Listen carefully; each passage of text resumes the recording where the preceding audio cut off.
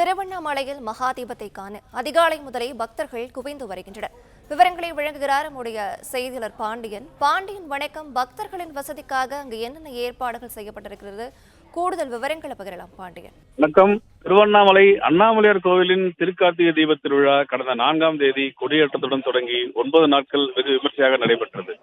10ஆம் நாள் திருவிழான இன்று அதிகாலை அண்ணாமலையார் கருவறை முன்பாக ஏகன் அநேகனாக மாறும் தத்துவத்தை விளக்கும் விதமாக வர்ண தீபம் ஏற்றப்பட்டது.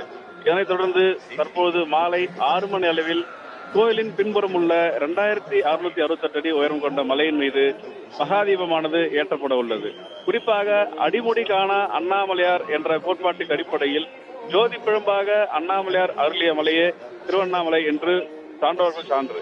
தற்போது காலை முதலே லட்சக்கணக்கான பக்தர்கள் திருவண்ணாமலைக்கு வருகை புரிந்து அண்ணாமலையார் மற்றும் உண்ணாமலை அம்மனை தரிசனம் செய்து 14 கிலோமீட்டர் கிரிவலம் வருகின்றனர். குறிப்பாக தற்போது மகாதீப தரிசனத்திற்காக கோவிலுக்குள் 11,600 பக்தர்கள் தற்போது அனுமதிக்கப்பட்டு வருகின்றனர். ராஜகோபுரம் வழியாகவும் அம்மணியம்மன் கோபுரம் வழியாகவும் கோவிலுக்குள் வரும் பக்தர்களுக்கு வசதிகள் உள்ளிட்ட பல்வேறு அடிப்படை வசதிகள் செய்யப்பட்டுள்ளது. மேலும்